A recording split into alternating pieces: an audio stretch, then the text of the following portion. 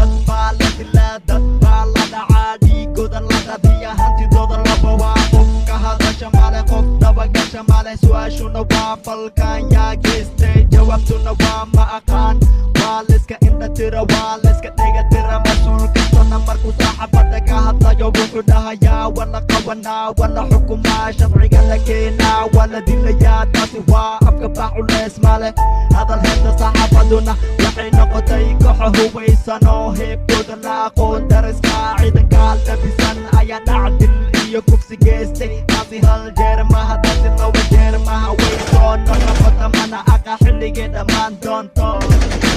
dad buu dilayaa dad buu dhacayaa gacan ku dhiigle qarax buu dhigayaa ummaduu qaxinaa gacan ku dhiigle dad buu dilayaa dad buu dhacayaa gacan ku dhiigle qarax buu dhigayaa ummaduu qaxinaa gacan ku dhiigle kuwa lagu dili dhagax kuwa laga jari madax kuwa ku dhintay qarax noloshaasi waa madax noloshaasi waa jarax taasi uma baahna sharax mana aha farax qurun iyo qabiil qalbiga ka masax qaranka difaaca qofna ha ka sugin fasax qori dhig qalin qado kelmadaasi waa sax gacan ku dhigleen dhaqankiisu waa xaq daro haddamee masakinta heysata tabar daro taasi waa gar daro kaca kaca dhalinyaro qof kastana hala baro sida looga hortago jaali iyo aqoon daro dagaal wa heshiis daro qabyaaladna sharaf daro dadkeena dhimanaya dhiigooda daadanaya aan difaacno yuu yahay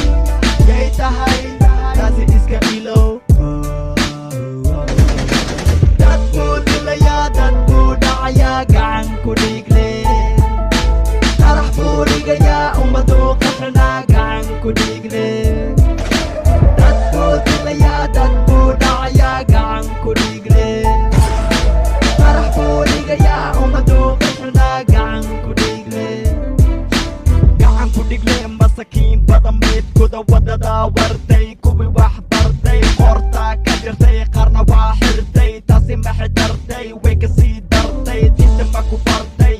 waa maya sabab la'aan qof inaad disho dembigeeda maha easy inaad dhiigdaadiso ha ku noqon busy way ka dembi badan tahay adoo cabi wiski taasi waa riski qofka wax dilayo diin ma laha miyaa dad ma laha miyaa maxa looga tasha waaye maxa loo qabo waaye asna loo dili waaye ina diinteena waxay baraysaa sabab la'aan qofki wax dila in la dilo culumadii wasiiradii maclimiintii dhaqaatiirtii fanaaniintii dilayaalkii wariyaalkii qof kastana waa la dilay hey dad buu dilayaa dad buu dhacayaa gacan ku dhiigle qarax buu dhigayaa ummaduu qaxinaa gacan ku dhiigle